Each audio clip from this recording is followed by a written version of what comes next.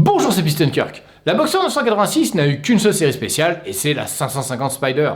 Ce modèle se distinguait par un prix attractif au regard de ses options, une couleur d'habitacle spécifique, même si on pouvait choisir à la place du noir, un volant et des poignées de porte en cuir perforé, des grilles de pare-choc arrière, une sortie de peau monobloc au lieu de la double sortie ronde propre au S et des jantes spéciales peintes en deux couleurs. En fait, il s'agit tout bêtement des jantes Carrera standard gris clair sur lesquelles on a appliqué une seconde couche de peinture pour recouvrir les branches avec un gris plus foncé. Franchement, le résultat est super classe. Et comme j'ai justement des jantes Carrera qui me servent de roue d'été, je me suis dit que cette peinture biton irait super bien avec la robe noire de ma Boxster. Sauf que je ne vais pas faire exactement comme sur la 550 Spider. Normalement, la jonction entre le gris clair et le gris foncé se fait ici. Mais pour renforcer l'effet de liseré gris clair tout autour de la jante, je vais faire la jonction là. Le problème, c'est que cette zone est courbe. Il n'y a donc pas d'arête pour faire une jonction nette avec du scotch.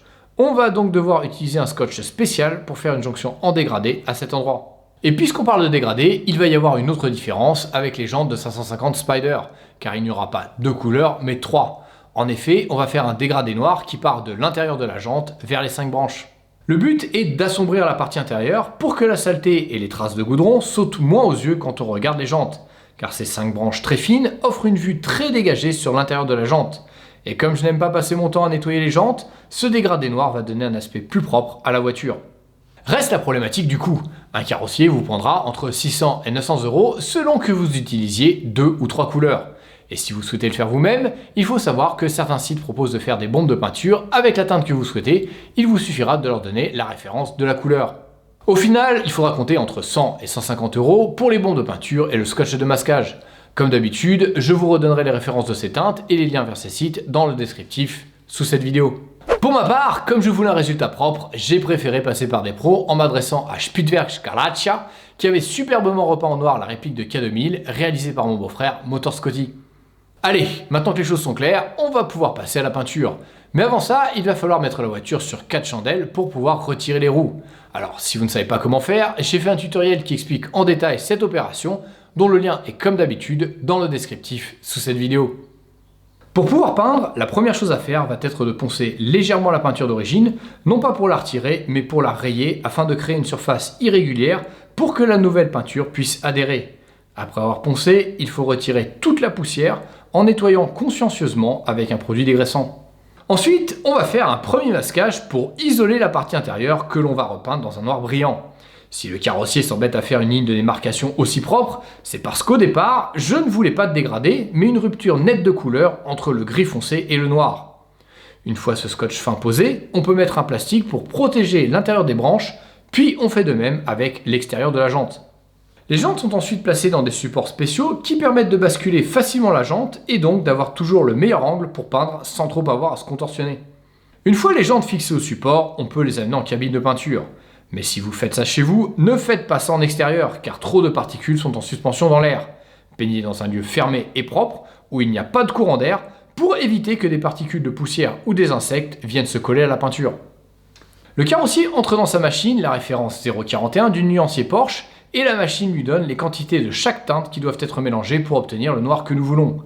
Et après avoir mélangé avec un bâton, la peinture est prête à être pulvérisée.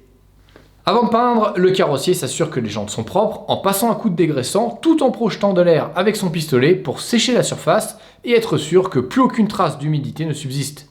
À présent, il peut peindre la première couche de noir, puis après une dizaine de minutes, une fois qu'elle est sèche, il passe une seconde couche. Lorsque la peinture a séché, on enlève le masquage et on contrôle la nouvelle peinture. On va maintenant pouvoir peindre le gris foncé Porsche 6B4, référencé sous le nom Zellgrau. Pour que le vernis que l'on va pulvériser puisse bien adhérer à la surface du noir que nous venons de peindre, on va micro-rayer la peinture avec une éponge abrasive, puis enlever la poussière à la soufflette et au dégraissant avant d'attaquer le masquage de la partie noire. Il faut noter que l'on va aussi protéger la zone qui entre en contact avec la voiture pour que l'aluminium reste brut à cet endroit, car la peinture ne résistera pas à la pression exercée par les goujons au point de contact. Une fois que c'est fait, on perce des trous dans le masquage pour faire passer des boulons qui serviront aussi à protéger la zone de contact de l'autre côté. On peut maintenant passer au masquage du reste de la jante intérieure et extérieure. Il va aussi falloir micro-rayer les cache-moyeux qui eux aussi vont être repeints en gris foncé. Mais comme je sais par expérience que la couleur du logo Porsche résiste assez mal au lavage, pour qu'elle tienne mieux dans le temps, on va aussi la recouvrir de vernis, ce qui implique qu'il faut aussi micro-rayer le logo avant de le recouvrir de scotch de masquage. Ensuite, il faut découper proprement au cutter les contours du logo. Les jantes sont maintenant prêtes à recevoir 2 couches de gris foncé. Lorsqu'on a retiré le scotch de masquage, un premier bilan s'est imposé. La jonction entre le gris et le noir n'était vraiment pas terrible sur le plan visuel. Et c'est à ce moment qu'on a décidé qu'il valait mieux faire un dégradé. On a donc fait un test en cabine de peinture, et vu de l'intérieur de la jante, l'aspect était bien plus convaincant. Malheureusement, vu de l'extérieur, la jonction avec le noir crée une surépaisseur pas très esthétique, et surtout très visible à la lumière solaire, ce qui cassait l'effet de dégradé. Avant de pouvoir faire un dégradé, il a donc été nécessaire de poncer la jonction entre le noir et le gris pour faire disparaître cette surépaisseur. On ne s'est arrêté de poncer que quand on ne sentait plus au toucher la surépaisseur. Maintenant, on doit à nouveau nettoyer, puis on peut renvoyer les jantes en cabine de peinture. Pour être certain de faire un travail propre et homogène, durant toute l'opération, le peintre a utilisé une lampe très puissante à large spectre qui simule la lumière solaire. Vu de l'avant de la jante, le gris semble trop présent. Mais si on bloque l'arrivée de la lumière par l'arrière, ce qui sera le cas une fois que la jante sera remontée sur la voiture, l'effet est parfait. La partie interne de la jante devient très sombre, on verra donc beaucoup moins les traces de goudron ou l'accumulation de poussière de frein. Il ne reste plus qu'à pulvériser le vernis sur les 2 couches de couleur et les cache-moyeux en retirant au préalable le masquage du logo pour que le logo reçoive lui aussi une couche de vernis protectrice. Pour finir, on fait durcir la peinture et le vernis en les chauffant à 60 degrés pendant 20 minutes. Maintenant, on va s'attaquer au liseré gris clair. Pour commencer, comme la peinture n'adhérera pas bien au vernis, le peintre pulvérise un primaire d'accroche transparent tant que la roue est encore à 60 degrés. Puis il laisse le primaire sécher et surtout refroidir pour qu'il n'adhère pas au scotch de masquage que l'on va poser plus tard. La pointe des 5 branches de la jante a une démarcation nette, on peut donc utiliser un scotch de masquage classique. Par contre, le contour circulaire a un rebord courbe.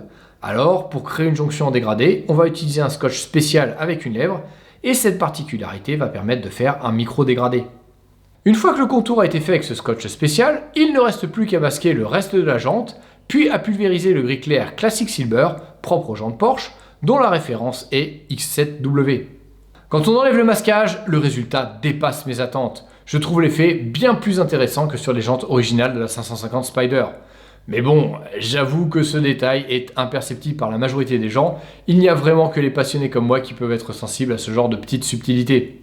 À présent, les jantes sont terminées et elles sont juste magnifiques. Mais la question est de savoir comment ça va rendre une fois remise sur la voiture. Car contrairement à la 550 Spider qui est grise, la mienne est noire. J'espère sincèrement que l'effet sera aussi convaincant. Pour être fixé, il faut lui remettre 4 pneus. Comme ceux d'origine étaient morts, je suis donc allé chez Pneus Edelman, qui est une référence près de chez moi en Turgovie, et je lui ai demandé de m'installer 4 pneus neufs, en lui précisant que, comme la peinture est neuve, j'apprécierais qu'elle reste immaculée. On commence par badigeonner de la graisse à l'eau sur les flancs, qui va à la fois faciliter le passage et faire étanchéité en séchant. Ensuite, la jante est bloquée par le bas, puis on règle la hauteur du bras en utilisant une cale en plastique pour protéger la peinture pendant qu'on règle la machine. À présent, il ne reste plus qu'à passer le pneu. Autant vous dire qu'à ce moment précis, j'avais un peu peur qu'un des pieds de biche ne glisse et ne vienne accidentellement rayer la jante. Mais heureusement, tout s'est bien passé. Après, il faut encore essuyer le pneu, retirer les griffes du dessous pour que les flancs du pneu puissent se plaquer à la jante. Et enfin, on peut gonfler. Le claquement que l'on entend vient du fait que le pneu se plaque sur les flancs. Comme au départ, le pneu n'est pas collé au flanc de la jante, l'étanchéité se fait à l'intérieur, entre le rebord du pneu et une excroissance dans la jante. Quand la pression est suffisante, les flancs du pneu se plaquent violemment sur la jante et l'étanchéité définitive peut se faire. Quand le pneu est gonflé, on peut passer à l'équilibrage. La machine va indiquer à l'opérateur où il doit placer les poids dans la jante et en quelle quantité. Il ne me reste plus qu'à monter les jantes sur ma Boxster et à apprécier le rendu final. C'était beaucoup de boulot, mais je suis complètement convaincu par le résultat de cette combinaison de couleurs. Voici un petit comparatif avant-après pour vous laisser vous faire votre propre opinion. Pour être tout à fait honnête, j'avais un peu peur que l'ensemble fasse un peu trop sombre, mais au final, je trouve que la voiture gagne en élégance et je ne regrette rien. Si c'était à refaire, je n'hésiterais pas. Allez, à la prochaine!